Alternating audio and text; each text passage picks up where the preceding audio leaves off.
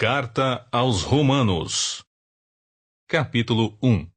Apresentação e saudação de Paulo.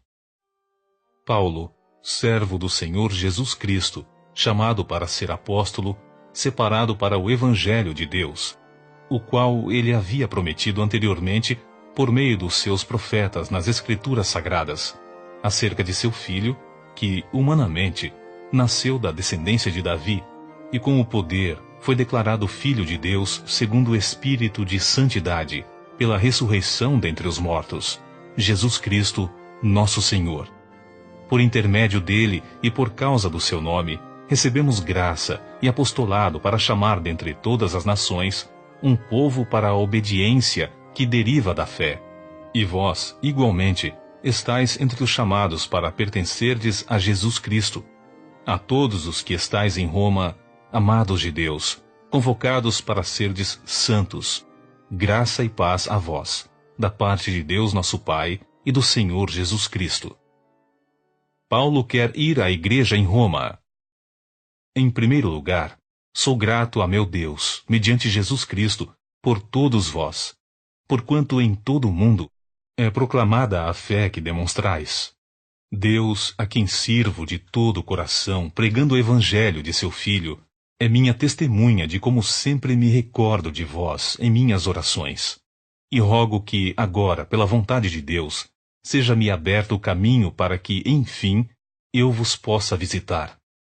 Pois grande é o desejo do meu coração em ver-vos, para compartilhar convosco algum dom espiritual, a fim de que sejais fortalecidos. Quero dizer, para que eu e vós sejamos mutuamente encorajados pela fé. E não desejo, irmãos, que desconheçais que por muitas vezes planejei visitar-vos, contudo, tenho sido impedido até esse momento.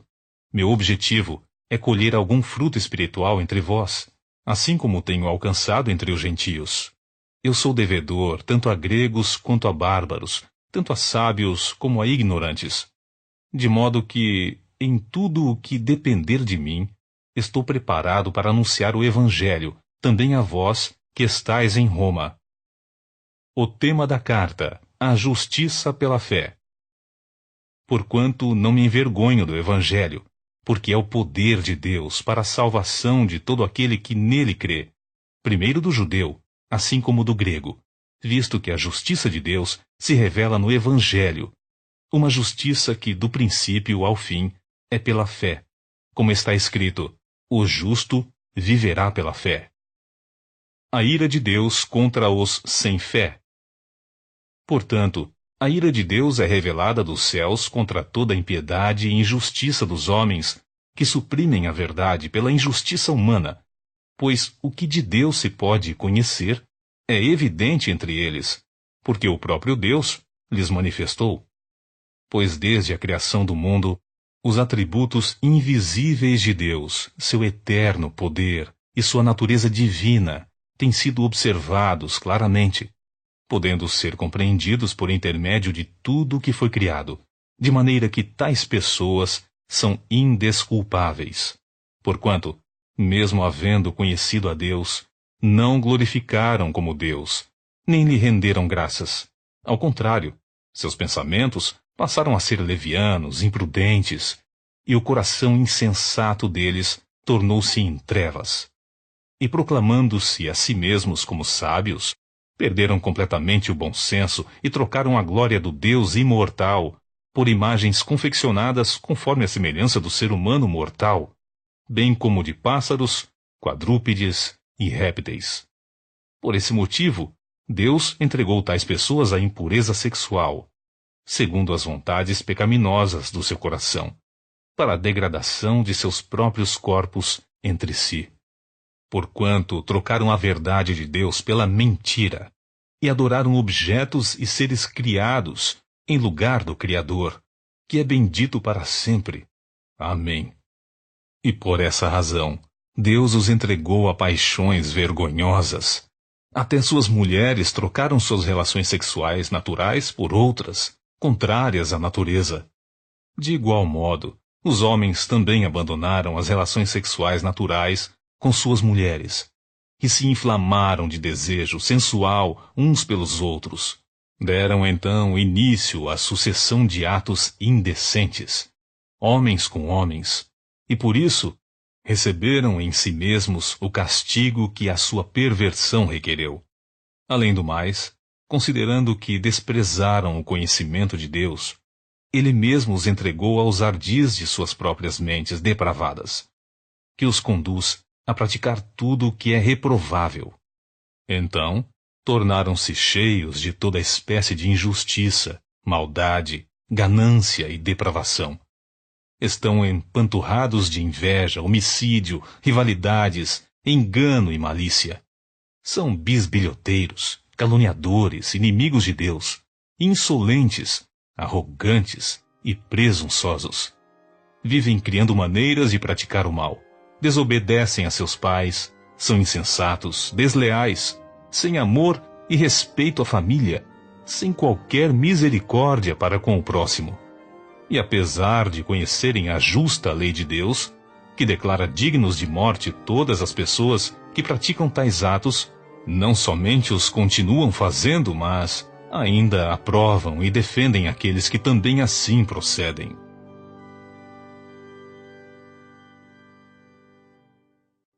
Capítulo 2. Deus julga toda a humanidade.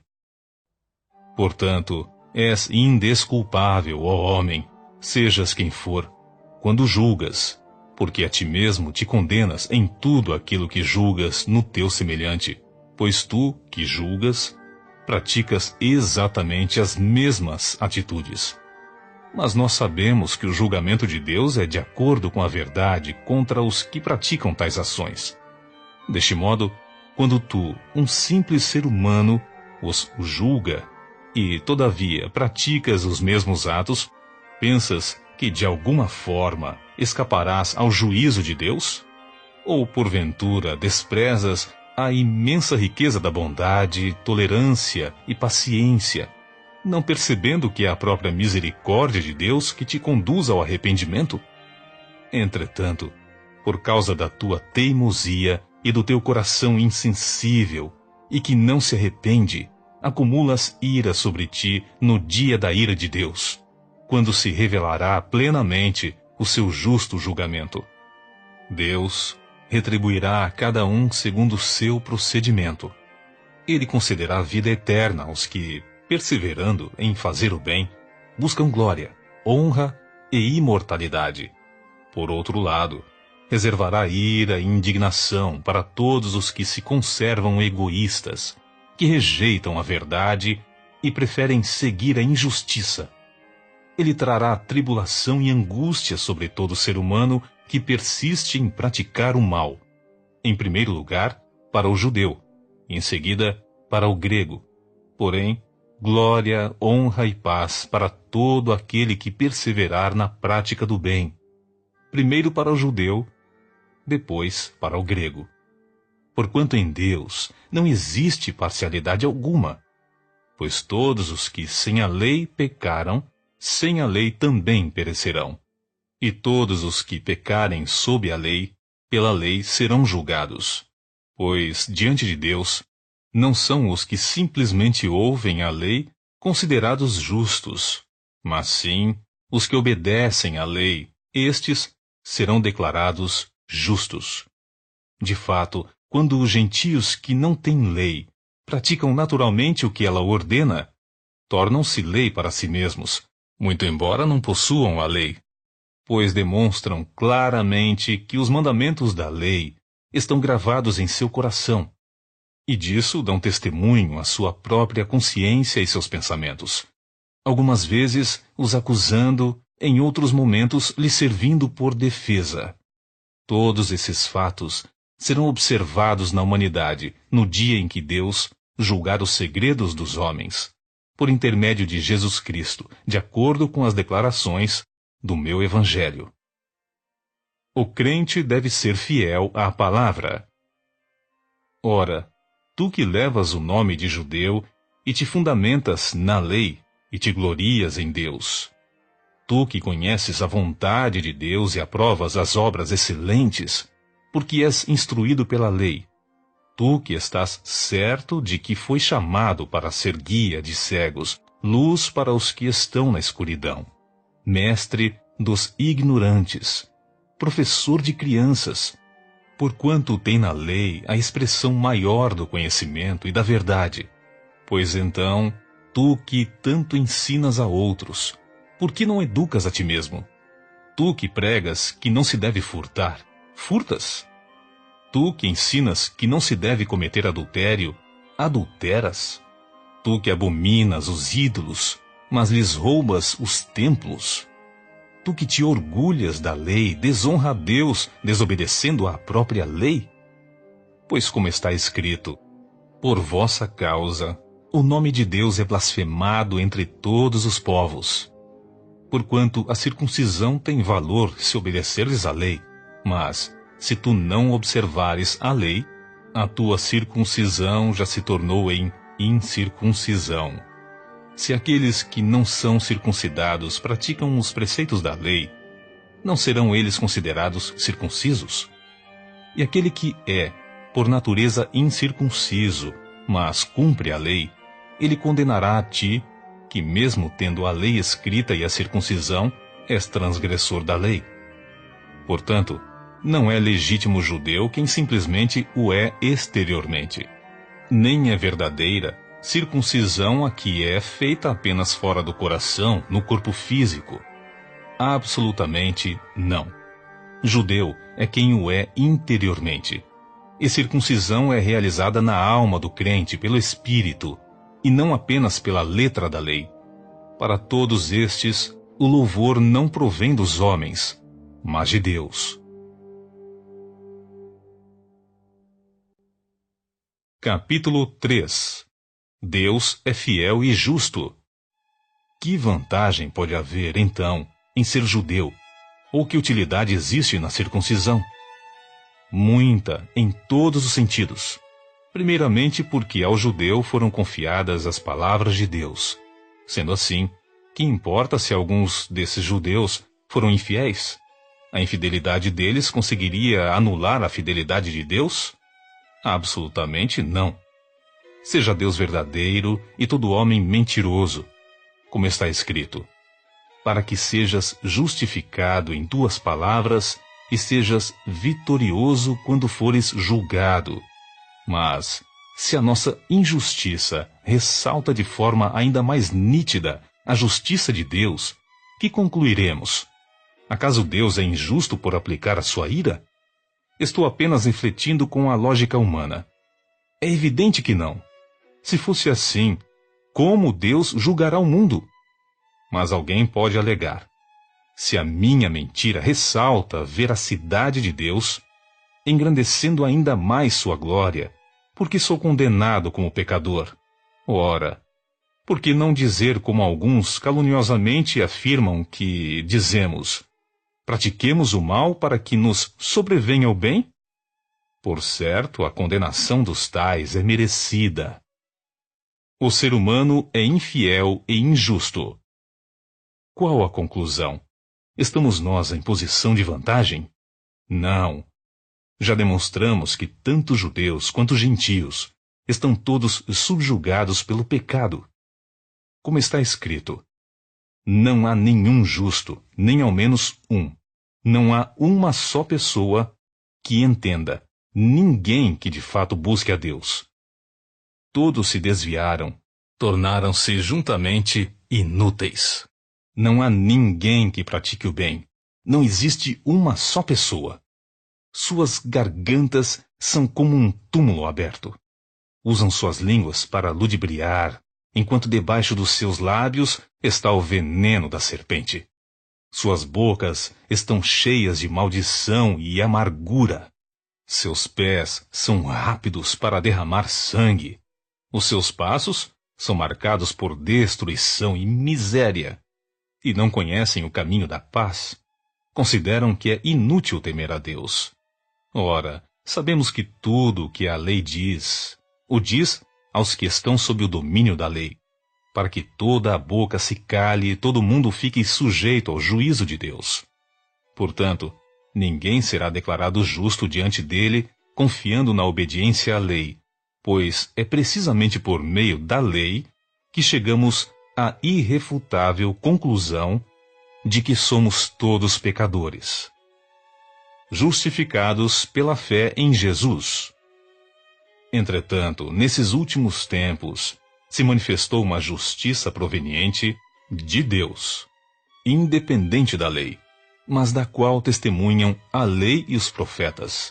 Isto é, a justiça de Deus por intermédio da fé em Jesus Cristo para todas as pessoas que creem, porquanto não há distinção, porque todos pecaram e destituídos estão da glória de Deus, sendo justificados gratuitamente por sua graça, mediante a redenção que há em Cristo Jesus. Deus ofereceu como sacrifício para propiciação por meio da fé pelo seu sangue, proclamando a evidência da sua justiça.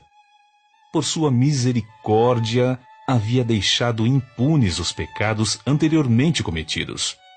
Mas no presente, demonstrou a sua justiça, a fim de ser justo e justificador daquele que deposita toda a sua fé em Jesus. Onde está, pois, a razão para tanto orgulho? Foi completamente excluído. Por qual lei? Das obras? Não. Ao contrário, pela lei da fé. Concluímos, portanto, que o ser humano é justificado pela fé, independentemente da obediência à lei. Deus é Deus apenas dos judeus? Ora, não é Ele igualmente Deus de todos os povos? Evidente que sim, dos gentios também, visto que há um só Deus, que pela fé justificará os circuncisos e os incircuncisos. Anulamos, pois, a lei por causa da fé? De modo algum. Ao contrário, confirmamos a lei.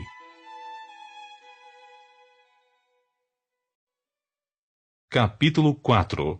Abraão creu e foi justificado. Portanto, que diremos sobre nosso pai humano Abraão? Se de fato Abraão foi justificado pelas obras, ele tem do que se orgulhar, mas não diante de Deus. Entretanto, o que diz a Escritura? Abraão creu em Deus, e isso lhe foi creditado como justiça. Ora, o salário daquele que trabalha não é considerado como favor, mas como dívida. Todavia, ao que não trabalha, mas crê em Deus, que justifica o ímpio, sua fé lhe é acreditada como justiça. Assim, também Davi fala da bem-aventurança do homem, a quem Deus leva em conta a justiça, independente de obras. Como são felizes as pessoas que têm suas transgressões perdoadas, cujos pecados são cancelados. Bem-aventurado aquele a quem o Senhor jamais cobrará o preço do pecado.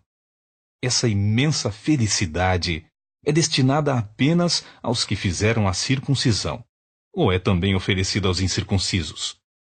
Pois já afirmamos que no caso de Abraão, a fé lhe foi creditada como justiça. Em que momento lhe foi creditada? Antes ou depois de ter sido circuncidado? De fato, não o foi depois, mas antes da circuncisão. Sendo assim, ele recebeu a marca da circuncisão como um selo da justiça que ele tinha pela fé, quando ainda não era circuncidado, para que fosse pai de todos os que creem, ainda que não tenham sido circuncidados, a fim de que a justiça fosse creditada também a favor deles. Ele é igualmente pai dos circuncisos, que não apenas passaram pela circuncisão, mas que também caminham sobre as marcas dos passos da fé que demonstrou nosso pai Abraão antes de ser circuncidado. Porquanto, não foi pela lei que Abraão, ou sua descendência, recebeu a promessa de que ele havia de ser herdeiro do mundo. Ao contrário, foi pela justiça da fé. Pois, se os que vivem pela lei são herdeiros, a fé não tem valor e a promessa é nula. Porque a lei produz a ira, mas onde não há lei, também não pode haver transgressão. Por esse motivo, a promessa procede da fé, para que seja de acordo com a graça, a fim de que a promessa seja garantida a toda a descendência de Abraão, não somente a que é da lei, mas igualmente a que é da fé que Abraão teve. Ele, portanto, é o pai de todos nós. Como está escrito, eu o constituí pai de muitas nações. Ele é o nosso pai aos olhos de Deus, em quem Abraão depositou sua fé, o Deus que dá vida aos mortos e convoca à existência elementos inexistentes, como se existissem. Abraão, crendo, esperou contra todos os prognósticos desfavoráveis, tornando-se assim pai de muitas nações, como ficou registrado a seu respeito. Assim será a sua descendência. Sem desfalecer na fé, reconheceu que seu corpo físico perdera a vitalidade de outrora, pois já contava cerca de 100 anos de idade, e que também o ventre de Sara não tinha o vigor do passado. Mesmo considerando tudo isso, não duvidou nem foi incrédulo quanto ao que Deus lhe prometera, mas, pela fé, se fortaleceu, oferecendo glória a Deus, estando absolutamente convicto de que ele era poderoso para realizar o que havia prometido. Por essa razão, isso lhe foi atribuído como justiça.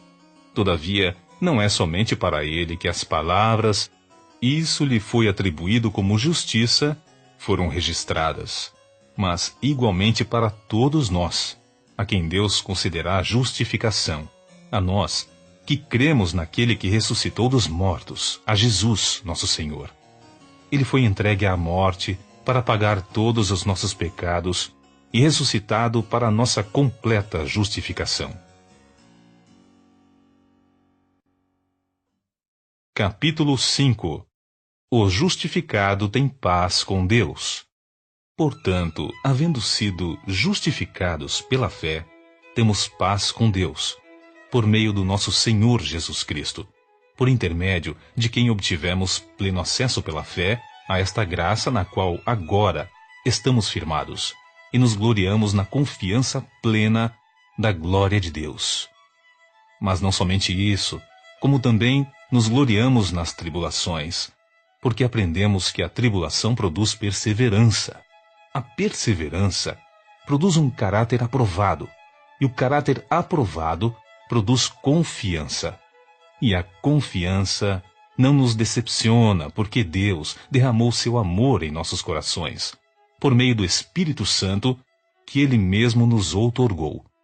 Em verdade, no devido tempo, quando ainda éramos fracos, Cristo morreu por todos os ímpios.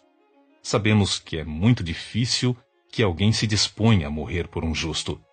Embora por uma pessoa que se dedique ao bem, talvez alguém tenha a coragem de dispor sua vida. Porém, Deus comprova seu amor para conosco pelo fato de ter Cristo morrido em nosso benefício, quando ainda andávamos no pecado. Agora, como fomos justificados por seu sangue, muito mais ainda, por intermédio dele, seremos salvos da ira de Deus. Ora, se quando éramos inimigos de Deus fomos reconciliados com ele mediante a morte de seu Filho, quanto mais no presente, havendo sido feitos amigos de Deus, seremos salvos por sua vida. E ainda mais, se nos gloriamos também em Deus por nosso Senhor Jesus Cristo, por intermédio de quem recebemos agora completa reconciliação. Morte em Adão, vida em Cristo. Concluindo, da mesma forma como o pecado ingressou no mundo por meio de um homem, e pelo pecado a morte, assim também a morte foi legada a todos os seres humanos, porquanto todos pecaram. Porque antes de ser promulgada a lei, o pecado já estava no mundo. Todavia, o pecado não é levado em conta quando não existe a lei. No entanto, a morte reinou desde a época de Adão até os dias de Moisés, mesmo sobre aqueles que não cometeram pecado semelhante à desobediência de Adão, o qual era uma prefiguração daquele que haveria de vir. Contudo, não há comparação entre o dom gratuito e a transgressão. Pois, se muitos morreram por causa da desobediência de um só, muito mais a graça de Deus e o dom pela graça de um só homem Jesus Cristo, transbordou para multidões. Por isso, não se pode comparar a graça de Deus com a consequência do pecado de um só homem, porquanto o julgamento derivou de uma só ofensa que resultou em condenação. Mas o dom gratuito veio de muitas transgressões e trouxe a justificação. Pois se pela transgressão de um só homem a morte reinou por meio desse, muito mais os que recebem da transbordante provisão da graça e do dom da justiça reinarão em vida por intermédio de um único homem, Jesus Cristo. Portanto, assim como uma só transgressão determinou na condenação de todos os seres humanos, assim igualmente um só ato de justiça resultou na justificação que traz vida a todos os homens. Sendo assim, como por meio da desobediência de um só homem, muitos se tornaram pecadores, assim também por intermédio da obediência de um único homem, muitos serão feitos justos. A lei foi instituída para que a transgressão fosse ressaltada, mas, onde abundou o pecado, superabundou a graça, para que, assim como o pecado reinou na morte, assim também reine a graça pela justiça, para outorgar vida eterna, por intermédio de Jesus Cristo, nosso Senhor.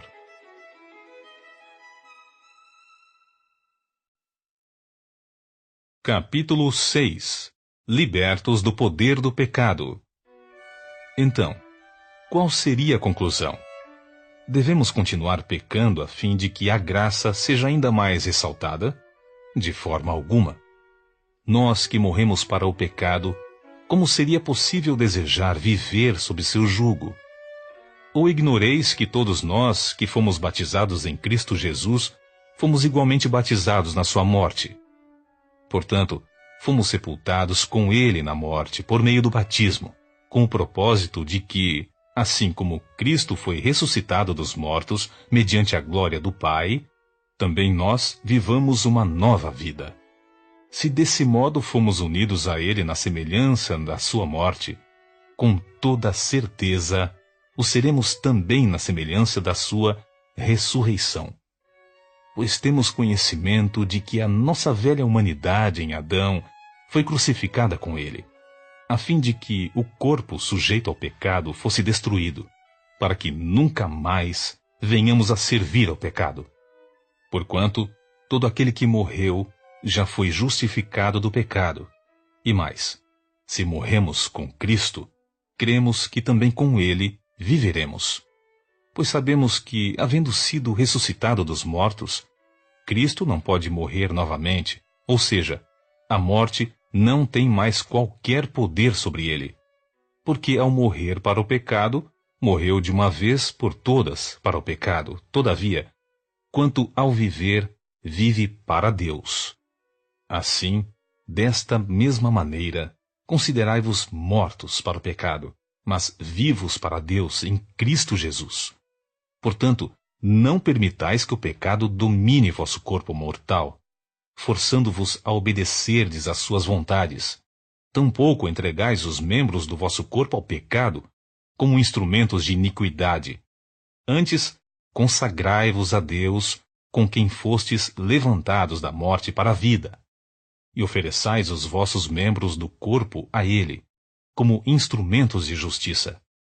Porquanto o pecado não poderá exercer domínio sobre vós, pois não estáis debaixo da lei, mas debaixo da graça. Súditos da justiça pela graça. Que resposta dar? Vamos nos atirar ao pecado porque não estamos sob o jugo da lei, mas sob o poder da lei da graça? Não, de forma alguma. Não estáis informados de que, ao vos entregardes a alguém como escravos para lhe obedecer, sois escravos deste a quem obedeceis, seja do pecado para a morte, seja da obediência que leva à justiça?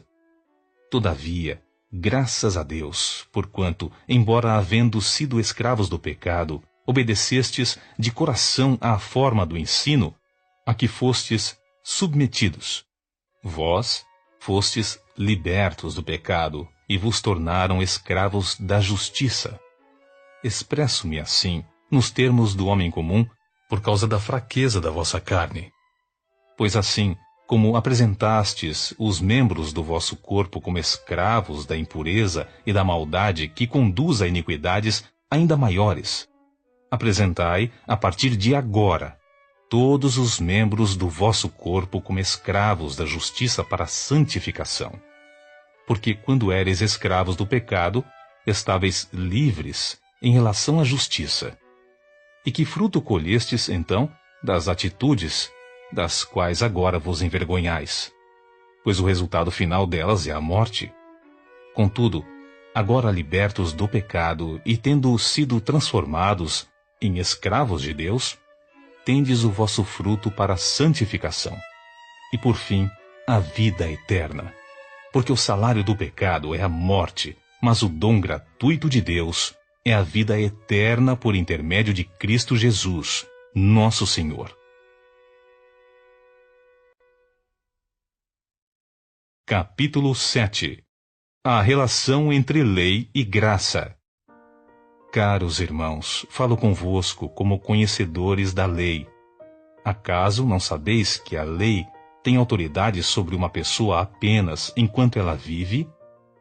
Por exemplo, pela lei, a mulher casada está ligada ao marido enquanto ele vive, mas, se ele morrer, ela está livre da lei do casamento.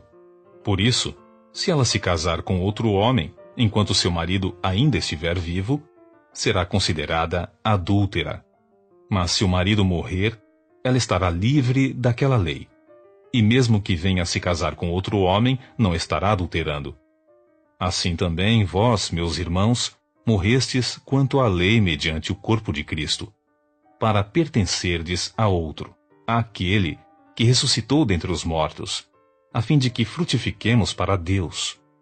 Pois quando éramos dominados pela natureza pecaminosa, as paixões dos pecados, instigadas pela própria lei, agiam livremente em nosso corpo, de maneira que dávamos frutos para a morte.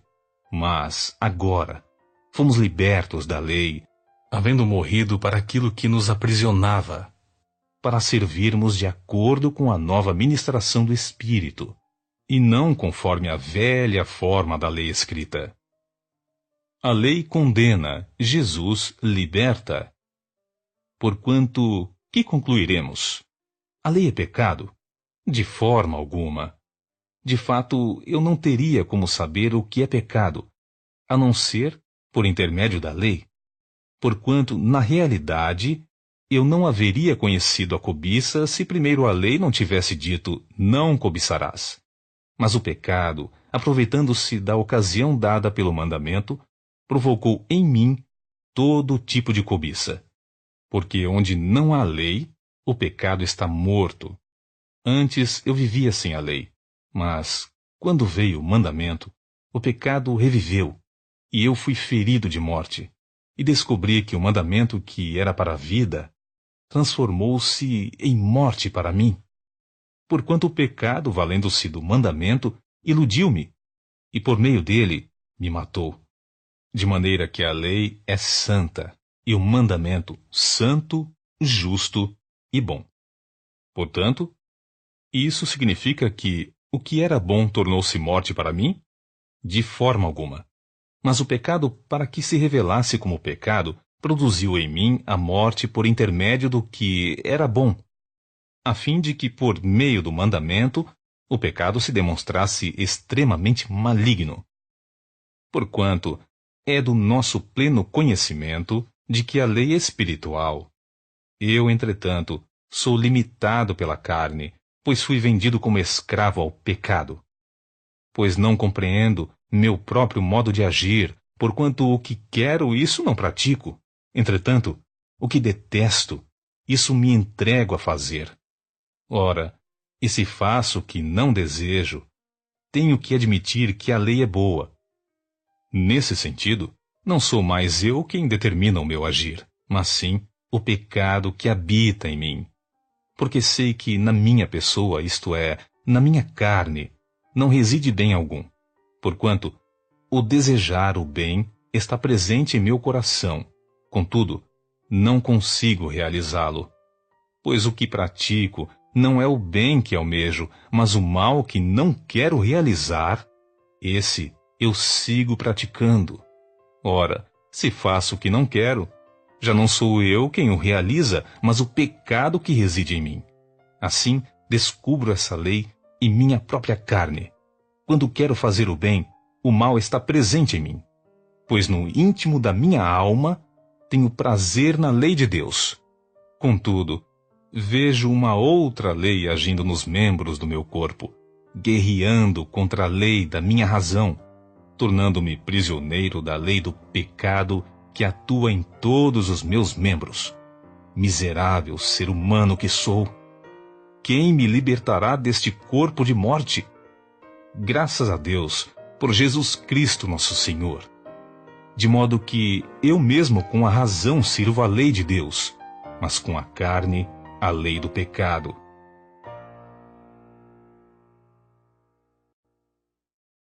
Capítulo 8. O Espírito guia os filhos de Deus.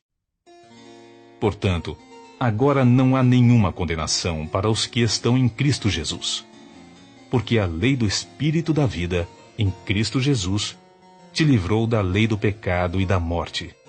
Porquanto aquilo que a lei fora incapaz de realizar por estar enfraquecida pela natureza pecaminosa, Deus o fez, enviando seu próprio Filho, à semelhança do ser humano pecador como oferta pelo pecado. E assim, condenou o pecado na carne, para que a justa exigência da lei se cumprisse em nós, que não andamos segundo a natureza carnal, mas segundo o Espírito. Os que vivem segundo a carne têm a mente voltada para as vontades da natureza carnal. Entretanto, os que vivem de acordo com o Espírito têm a mente orientada para satisfazer o que o Espírito deseja. A mentalidade da carne é morta, mas a mentalidade do Espírito é vida e paz. Porque a mentalidade da carne é inimiga de Deus, pois não se submete à lei de Deus, nem consegue fazê-lo. Os que vivem na carne não podem agradar a Deus. Vós, contudo, não estáis debaixo do domínio da carne, mas do Espírito. Se é que de fato o Espírito de Deus habita em vós. Todavia, se alguém não tem o Espírito de Cristo, não pertence a Cristo. Porém, se Cristo está em vós, o corpo está morto por causa do pecado, mas o Espírito vive por causa da justiça. E se o Espírito daquele que ressuscitou dos mortos, a Jesus, habita em vós, aquele que ressuscitou dos mortos, a Cristo Jesus, igualmente vos dará vida a seus corpos mortais, por intermédio do seu Espírito, que habita em vós. Portanto, irmãos, estamos em dívida, não para com a natureza carnal, para andarmos submissos a ela. Porque se viverdes de acordo com a carne, certamente morrereis. No entanto, se pelo Espírito fizerdes morrer os atos do corpo, vivereis. Porquanto todos os que são guiados pelo Espírito de Deus são filhos de Deus. Pois vós não recebestes um espírito que vos escravize para andardes, uma vez mais, atemorizados. Mas recebestes o Espírito que os adota como filhos, por intermédio do qual podemos clamar: Abba, Pai. O próprio Espírito testemunha ao nosso espírito que somos filhos de Deus. Se somos filhos, então, também somos herdeiros, herdeiros de Deus e co-herdeiros com Cristo, se realmente participamos dos seus sofrimentos, para que, da mesma maneira, participemos da sua glória. O sofrimento e a glória futura. Estou absolutamente convencido de que os nossos sofrimentos do presente não podem ser comparados com a glória que em nós será revelada. A própria natureza criada aguarda com vívido anseio que os filhos de Deus sejam revelados. Porquanto a criação foi submetida à inutilidade, não por sua livre escolha, mas por causa da vontade daquele que a sujeitou, na esperança de que também a própria natureza criada será libertada do cativeiro da degeneração em que se encontra, recebendo a gloriosa liberdade outorgada aos filhos de Deus. Sabemos que até hoje toda a criação geme e padece, como em dores de parto. E não somente ela, mas igualmente nós, que temos os primeiros frutos do Espírito, também gememos em nosso íntimo, esperando com ansiosa expectativa por nossa adoção como filhos, a redenção do nosso corpo. Porquanto, precisamente nessa esperança, fomos salvos. Contudo, esperança que se vê não é esperança. Pois como pode alguém anelar por aquilo que está vendo? Porém, se esperamos por algo que ainda não podemos ver, com paciência o aguardamos. Do mesmo modo, o Espírito nos auxilia em nossa fraqueza, porque não sabemos como orar. No entanto, o próprio Espírito intercede por nós com gemidos impossíveis de serem expressos por meio de palavras. E aquele que sonda os corações conhece perfeitamente qual é a intenção do Espírito, porquanto o Espírito suplica pelos santos em conformidade com a vontade de Deus. Somos mais que vencedores. Estamos certos de que Deus age em todas as coisas com o fim de beneficiar todos os que o amam, dos que foram chamados conforme seu plano. Porquanto, aqueles que antecipadamente conheceu, também os predestinou para serem semelhantes à imagem do seu Filho, a fim de que ele seja o primogênito entre muitos irmãos. E aos que predestinou, a estes também chamou. E aos que chamou, a estes igualmente justificou. E aos que justificou, a estes também glorificou. Hino de vitória. Deus é por nós. A que conclusão, pois, chegamos diante desses fatos? Se Deus é por nós, quem será contra nós? Aquele que não poupou seu próprio filho, mas o entregou por todos nós, como não nos concederá juntamente com ele, gratuitamente, todas as demais coisas? Quem poderá trazer alguma acusação contra os escolhidos de Deus? É Deus quem os justifica. Quem os condenará?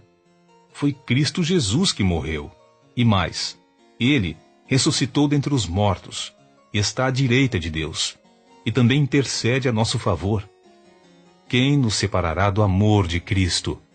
Será tribulação, ou ansiedade, ou perseguição, ou fome, ou nudez, ou perigo, ou espada? Como está escrito, por amor de ti, somos entregues à morte todos os dias. Fomos considerados como ovelhas para o matadouro. Contudo, em todas as coisas, somos mais que vencedores, por meio daquele que nos amou. Portanto, estou seguro de que nem morte nem vida, nem anjos nem demônios, nem o presente nem o futuro, nem quaisquer poderes, nem altura nem profundidade, nem qualquer outra criatura poderá nos afastar do amor de Deus, que está em Cristo Jesus, nosso Senhor.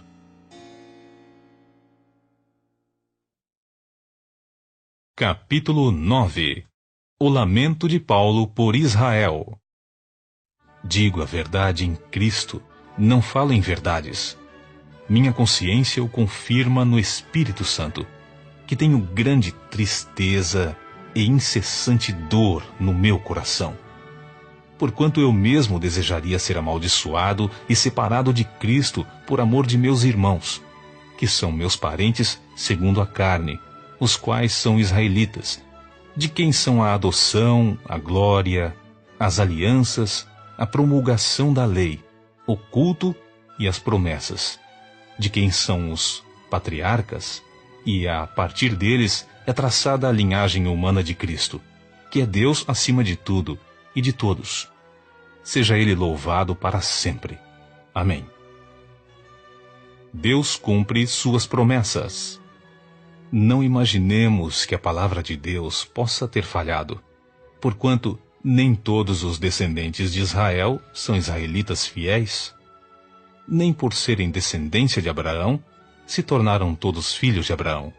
Ao contrário, por intermédio de Isaque, a tua descendência será considerada. Em outras palavras, não são os filhos naturais que são filhos de Deus, mas os filhos da promessa é que são considerados como descendentes de Abraão. Pois foi assim que a promessa foi declarada: no tempo certo, virei novamente, e Sara dará à luz um filho. Esse não foi o único evento.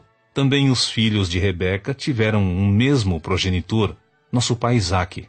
Contudo, antes mesmo que os gêmeos nascessem, ou realizassem qualquer obra boa ou má, para que o plano de Deus, segundo a eleição, permanecesse inalterado, não por causa das obras, mas sim por aquele que chama, foi-lhe dito: o mais velho servirá ao mais novo. Como está escrito: amei a Jacó, mas rejeitei a Esaú. Que conclusão podemos tirar? Acaso Deus não é justo? De modo algum. Porquanto ele declara a Moisés: terei misericórdia de quem eu quiser ter misericórdia, e terei compaixão de quem eu desejar ter compaixão. Assim, claro está que isso não depende da vontade, tampouco do esforço do ser humano, mas da maneira como Deus focaliza sua misericórdia. Pois diz a Escritura ao Faraó: eu o levantei exatamente com esse propósito, revelar em ti o meu poder, e para que o meu nome seja proclamado por toda a terra. Portanto, ele tem misericórdia de quem deseja, e endurece o coração de quem quer. A absoluta soberania de Deus. Certamente me perguntarás: por que Deus ainda nos culpa? Pois quem pode se opor à sua vontade? Todavia, quem és tu, ó homem, para questionares a Deus? Acaso aquilo que é criado pode interpelar seu Criador, dizendo: por que me fizeste assim? Ou o oleiro não tem todo o direito de produzir, do mesmo barro, um vaso para fins nobres e outro para usos menos honrosos? Mas o que tens a dizer, se Deus suportou com muita longanimidade os vasos da ira, preparados para a destruição, porque desejava manifestar a sua ira e tornar conhecido o seu poder, a fim de que fossem conhecidas as riquezas da sua glória, para com os vasos de sua misericórdia, que preparou com grande antecedência para a glória, quero dizer, a nós próprios, a quem convocou, não apenas dentre os judeus, mas igualmente dentre todos os gentios. Como diz ele também em Oséias: chamarei meu povo a quem não é meu povo, e chamarei minha amada a quem não é minha amada.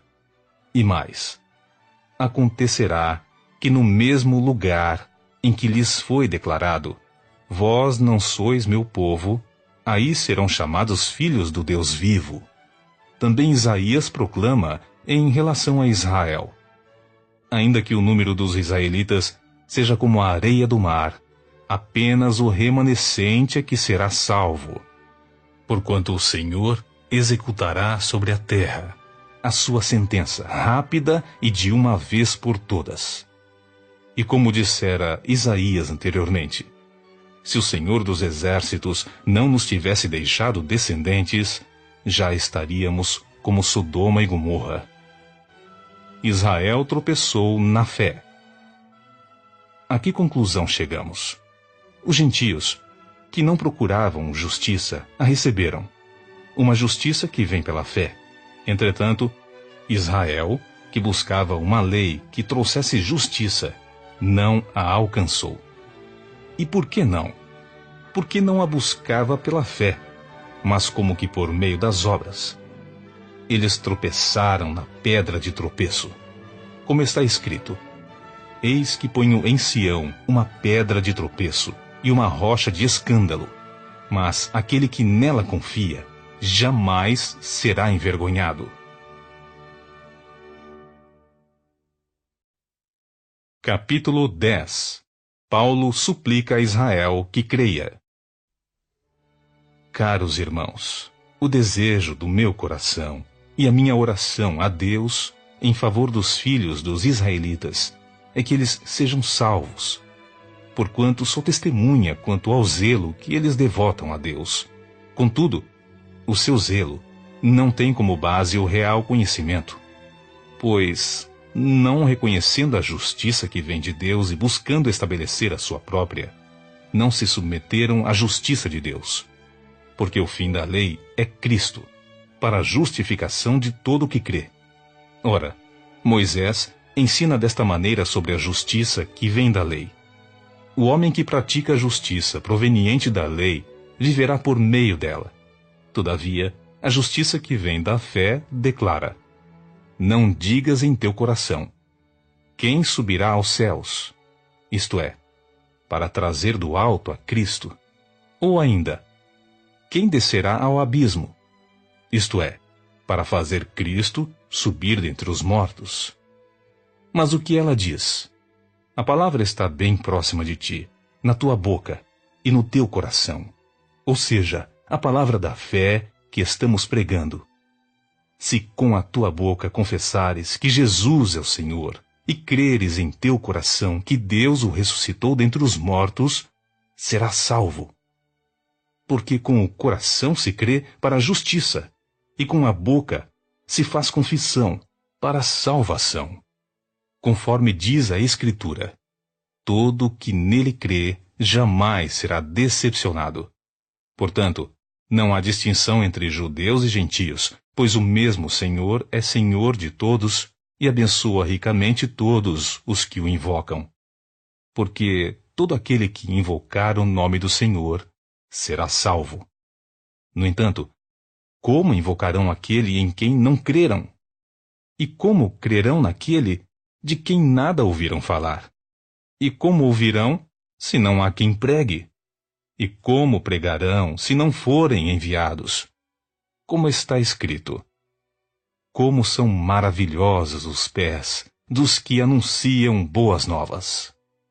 Israel não tem como se excusar. Mesmo assim, nem todos os israelitas aceitaram o Evangelho, porquanto declarou Isaías: Senhor, quem acreditou em nossa mensagem? Como consequência, a fé vem pelo ouvir as boas novas, e as boas novas vêm pela palavra de Cristo. Mas então indago: será que não ouviram? Evidente que sim. Por toda a terra a sua voz ecoou, e as suas palavras até os confins do mundo. Ora, questiono outra vez: será que Israel não compreendeu a mensagem? Em primeiro lugar, Moisés proclamou: farei que tenham ciúmes de quem não é meu povo. Eu os provocarei a ira por meio de um povo sem entendimento. E Isaías declarou com toda a ousadia: fui achado por aqueles que não me procuravam. Revelei-me àqueles que não perguntavam por mim. Quanto a Israel, no entanto, afirmou: o tempo todo estendi as mãos a um povo desobediente e rebelde.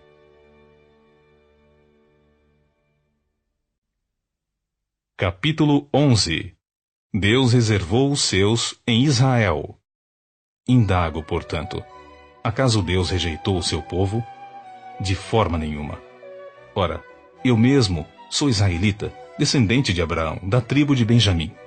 Deus não desprezou o seu povo, o qual de antemão conheceu. Ou não sabeis o que a Escritura diz sobre Elias? Como ele clamou a Deus contra Israel, segundo afirma a Escritura: Senhor, assassinaram os teus profetas e destruíram os teus altares, e somente eu permaneci, e agora procuram matar-me também.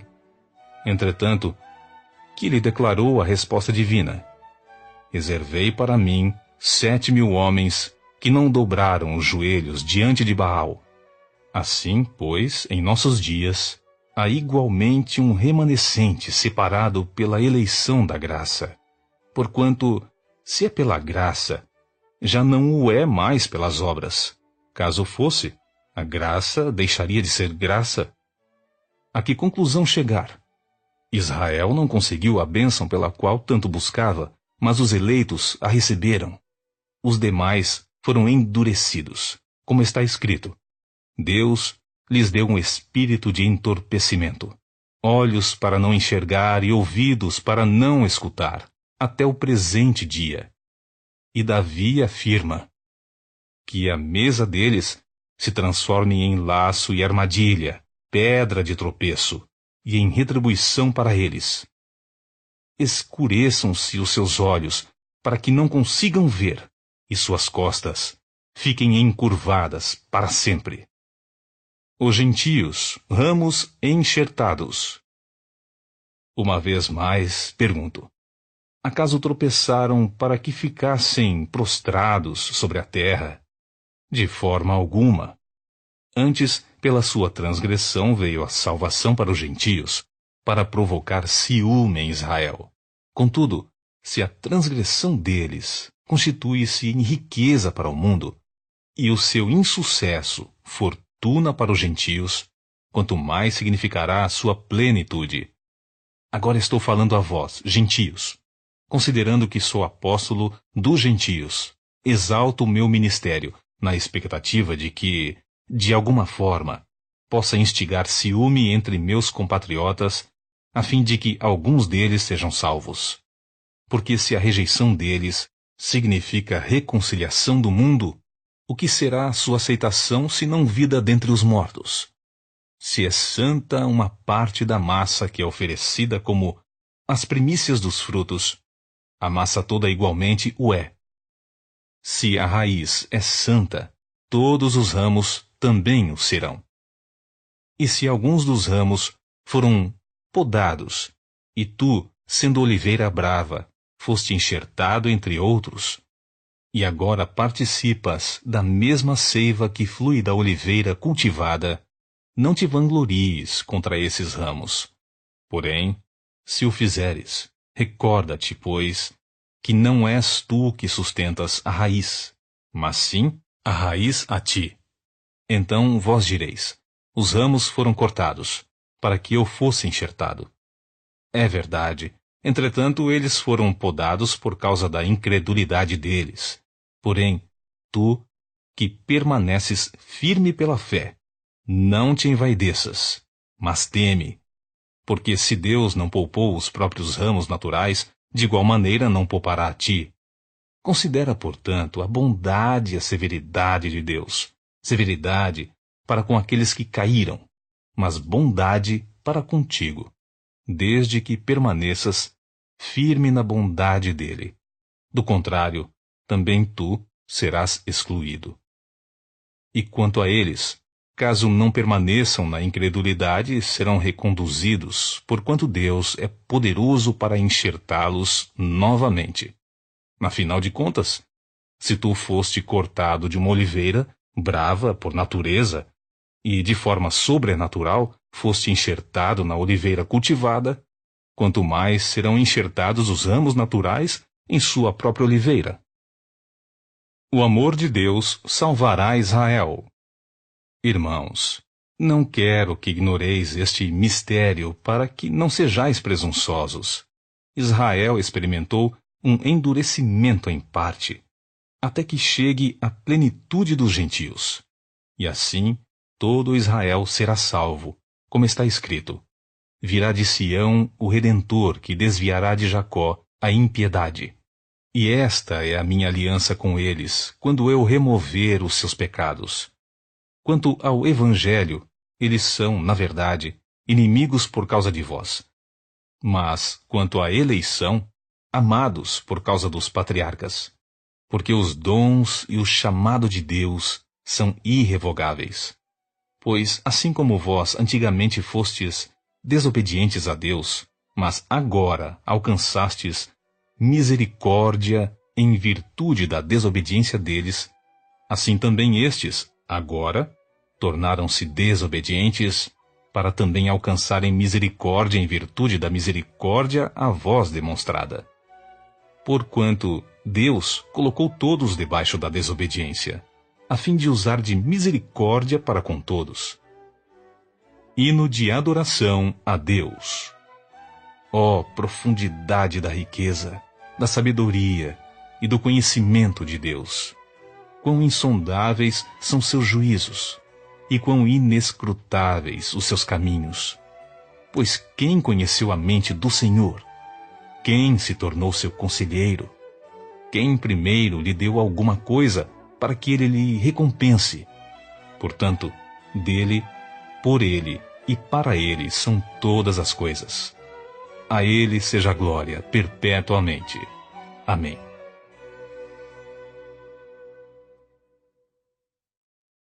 Capítulo 12. A vida como culto espiritual.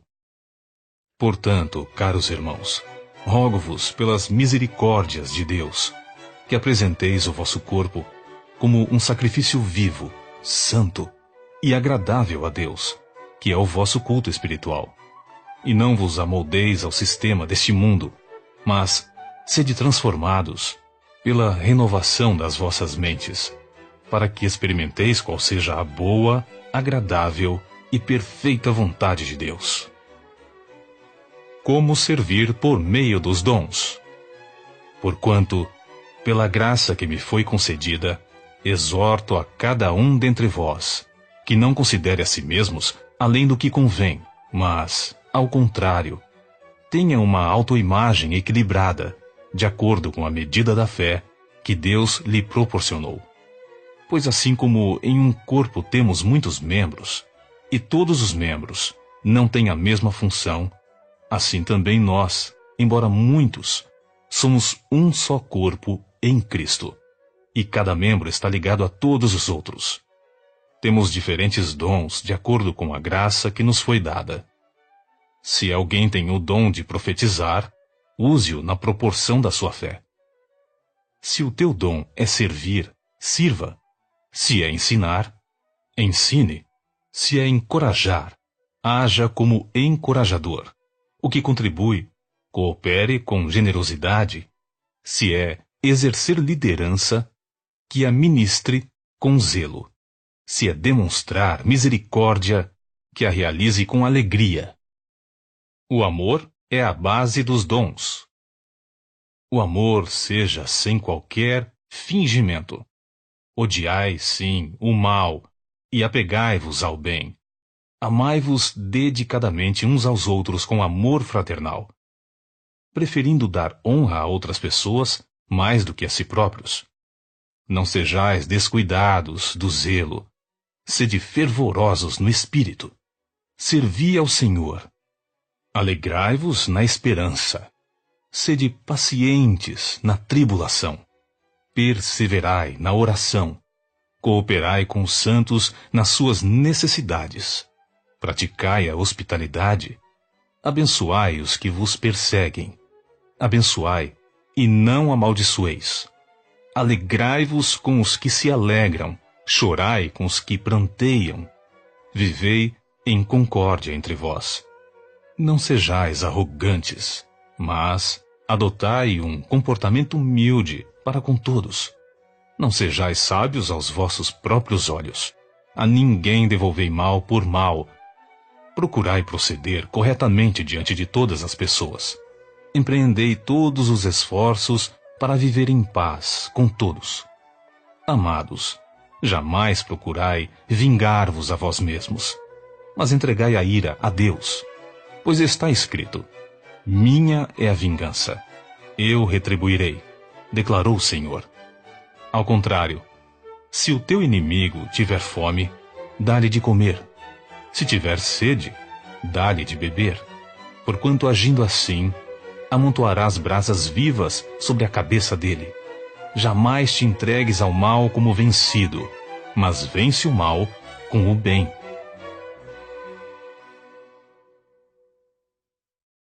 Capítulo 13. Respeito à lei e às autoridades. Todos devem sujeitar-se às autoridades superiores, porquanto não há autoridade que não venha de Deus, e as que existem foram ordenadas por ele. Portanto, quem se recusa a submeter-se à autoridade está se colocando contra o que Deus instituiu, e aqueles que assim procedem trazem condenação sobre si mesmos. porque os governantes não podem ser motivo de temor para os que praticam o bem, mas para os que fazem o mal. Não queres sentir-se ameaçado pela autoridade? Faze o bem, e ela o honrará, pois ela serve a Deus para o teu bem. Mas, se fizerdes o mal, teme, pois não é sem razão que traz a espada. É serva de Deus, agente da justiça para punir quem pratica o mal. Portanto, é imprescindível que sejamos submissos às autoridades, não apenas devido à possibilidade de uma punição, mas também por causa da consciência. Por esta razão, igualmente pagais impostos, porque as autoridades estão a serviço de Deus, e seu trabalho é zelar continuamente pela sociedade. Dai a cada um o que lhe é devido. Se imposto, imposto. Se tributo, tributo. Se temor, temor. Se honra, honra. O amor no mundo agonizante. A ninguém fiqueis devendo coisa alguma, a não ser o amor fraterno, com que deveis vos amar uns aos outros, pois aquele que ama a seu próximo tem cumprido a lei. Porquanto os mandamentos: não adulterarás, não matarás, não furtarás, não cobiçarás, bem como qualquer outro preceito, todos se resumem neste mandamento: amarás o teu próximo como a ti mesmo. O amor não faz o mal contra o próximo, portanto, o amor é o cumprimento da lei. Fazei desta maneira, discernindo o tempo em que vivemos. Pois que já é hora de despertardes do sono, porque agora a nossa salvação está mais próxima do que quando cremos. A noite vai passando e chegando ao seu fim. O dia logo alvorecerá. Portanto, abandonemos as obras das trevas e revistamo-nos da armadura da luz. Vivamos de modo decente, como em plena luz do dia, não em orgias e bebedeiras, não em imoralidade sexual e depravação, não em desavenças e invejas. Ao contrário, revesti-vos do Senhor Jesus Cristo, e não fiqueis idealizando como satisfazer os desejos da carne. Capítulo 14. Convicção e tolerância cristãs. Aceitai o que é fraco na fé, sem a preocupação de debater assuntos controvertidos. Um crê que pode comer de tudo, e outro, cuja fé é fraca, come somente alimentos vegetais. Aquele que come de tudo não deve menosprezar o que não come, e quem não come de tudo não deve condenar quem come, pois Deus o aceitou. Quem és tu que julgas o servo alheio? É para o seu senhor que ele está em pé ou cai, e permanecerá em pé, porquanto o Senhor é capaz de o sustentar. Há quem considere um dia mais sagrado do que outro. Outra pessoa pode entender que todos os dias são iguais. Cada um deve estar absolutamente convicto em sua própria mente. Aquele que guarda um dia especial, para o Senhor assim o considera. Aquele que se alimenta de carne, o faz para o Senhor, pois dá graças a Deus. E aquele que se abstém, para o Senhor se priva, e também dá graças a Deus, porque nenhum de nós vive exclusivamente para si, e nenhum de nós morre apenas para si mesmo. Se vivemos, para o Senhor vivemos, e se morremos, é para o Senhor que morremos. Sendo assim, quer vivamos ou morramos, pertencemos ao Senhor. Porquanto foi por este motivo que Cristo morreu, e voltou a viver, para ser Senhor tanto de vivos quanto de mortos. Mas tu, por que julgas teu irmão? Ou tu, igualmente, por que desprezas teu irmão?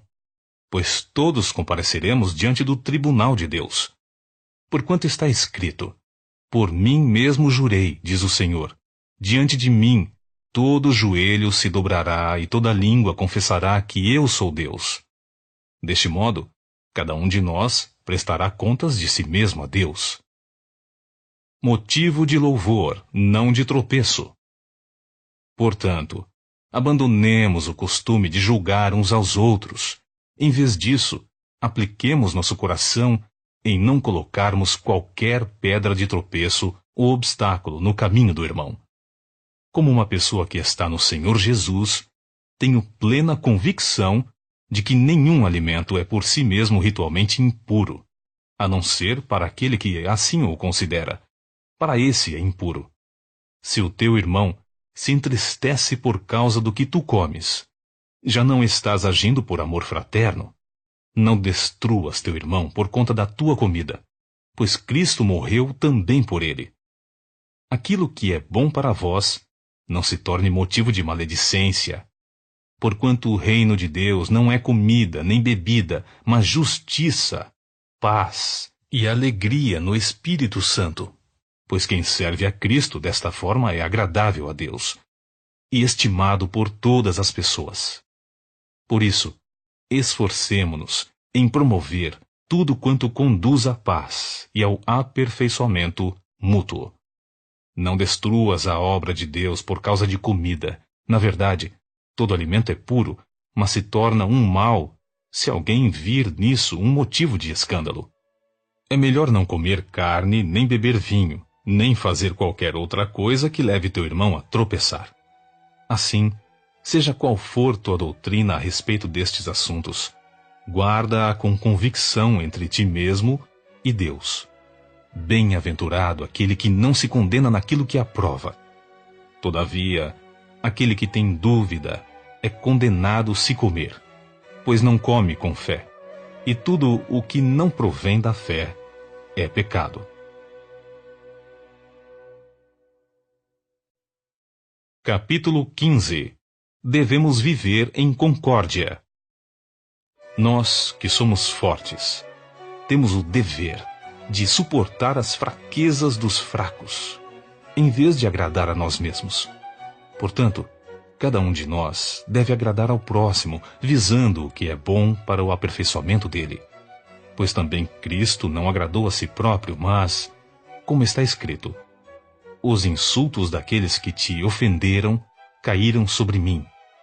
Porquanto tudo o que foi escrito no passado foi escrito para nos ensinar, de forma que, por meio da perseverança e do bom ânimo provenientes das Escrituras, mantenhamos firme a nossa esperança. Que Deus, que nos concede perseverança e encorajamento, dê-lhes também a disposição de pensar unanimemente de acordo com Cristo Jesus, para que, com uma mesma convicção e uma só voz, glorifiqueis ao Deus e Pai de nosso Senhor Jesus Cristo. Portanto, acolhei-vos uns aos outros, como também Cristo nos aceitou, para a glória de Deus.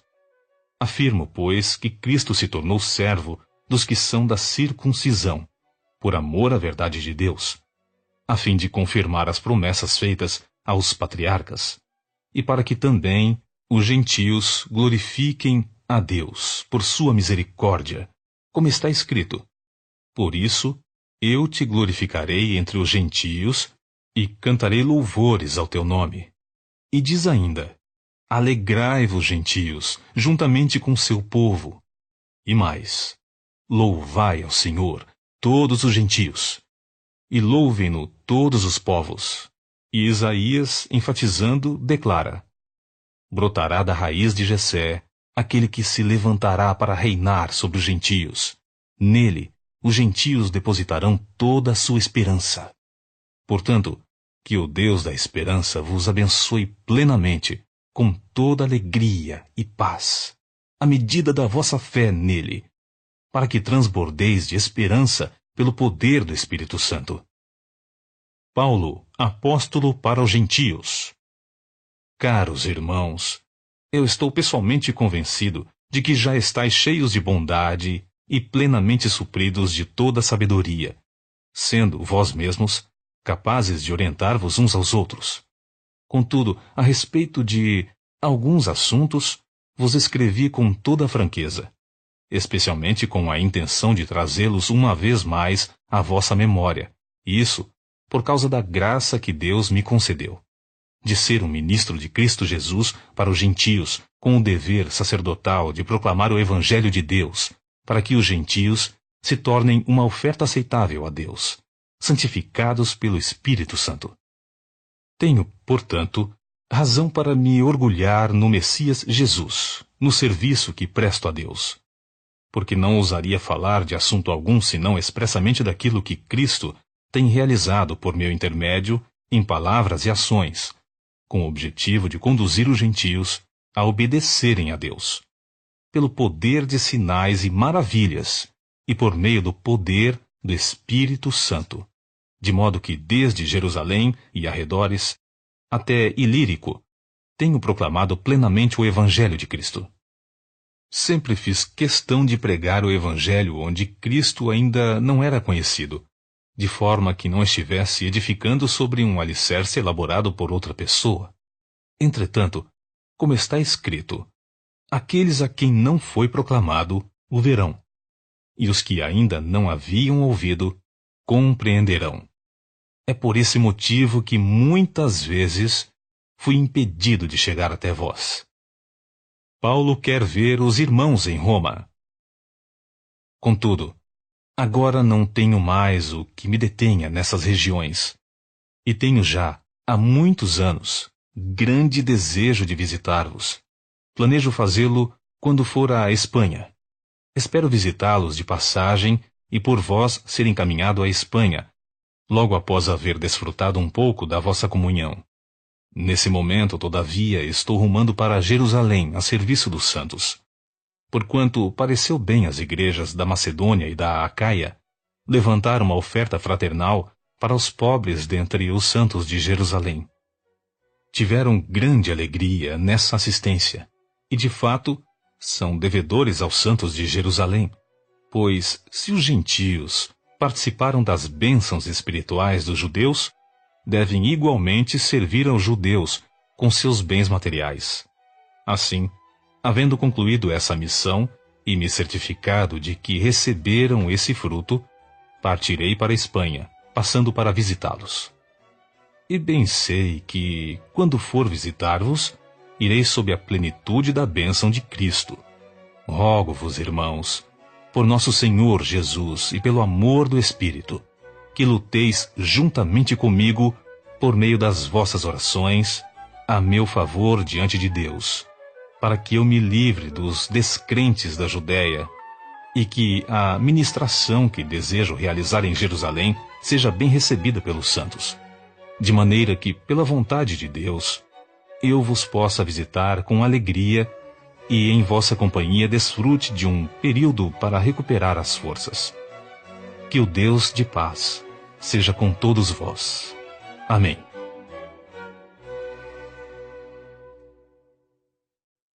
Capítulo 16. Saudações e recomendações. Recomendo-vos a nossa irmã Febe, que é diaconisa na igreja de Cencreia. Peço que a recebais no Senhor, de modo digno como os santos devem ser recebidos, e a ajudeis em tudo o que venha a necessitar, porquanto ela tem prestado grande auxílio para muitas pessoas, inclusive para mim. Saudai Príscila e Áquila, meus colaboradores em Cristo Jesus. Arriscaram a vida por minha causa, e por isso lhes sou muito grato. E não somente eu, mas todas as igrejas dos gentios. Saudai igualmente a igreja que se reúne na casa deles. Saudai meu amado irmão Epêneto, que foi o primeiro convertido a Cristo na província da Ásia. Saudai Maria, que trabalhou com todo empenho por vós. Saudai Andrônico e Júnias, meus parentes e companheiros de padecimento na prisão, os quais são dignos de louvor entre os apóstolos, e estavam em Cristo antes mesmo de mim. Saudai Amplíato, meu dileto irmão no Senhor. Saudai Urbano, que é nosso cooperador em Cristo, assim como meu amado Estaques. Saudai Apeles, aprovado em Cristo. Saudai os que pertencem à casa de Aristóbulo. Saudai Herodião, meu parente. Saudai os da casa de Narciso, que estão no Senhor. Saudai Trifena e Trifosa, mulheres que se dedicam arduamente ao trabalho no Senhor. Saudai a estimada Pérside, que igualmente empenhou-se com devoção à obra no Senhor. Saudai Rufo, eleito no Senhor, e sua mãe, que tem sido mãe para mim também. Saudai Assíncrito, Flegonte, Hermes, Pátrobas, Hermas e os irmãos que estão com eles. Saudai Filólogo, Júlia, Nereu e sua irmã, assim como Olimpas e todos os santos que com eles estão. Saudai uns aos outros com um beijo santo. Todas as igrejas de Cristo vos enviam fraternas saudações. Cuidado com os falsos servos. Rogo-vos, queridos irmãos, que tomem muito cuidado com aqueles que causam divisões e levantam obstáculos à doutrina que aprendestes. Afastai-vos deles. Porquanto essas pessoas não estão servindo a Cristo, nosso Senhor, mas, sim, a seus próprios desejos. Mediante palavras suaves e bajulação, enganam o coração dos incautos. Contudo, todos têm conhecimento da vossa obediência. Por isso, alegro-me sobremaneira. Entretanto, quero que sejais sábios em relação a tudo que é bom, mas puros quanto ao que tem aparência maligna. E sem demora o Deus da paz esmagará Satanás debaixo dos vossos pés. A graça do nosso Senhor Jesus seja convosco. Saudações da equipe de Paulo. Timóteo, meu colaborador, envia-vos saudações, bem como Lúcio, Jason e Sosípatro, meus parentes. Eu, Tércio, que redigi esta carta, também vos saúdo no Senhor.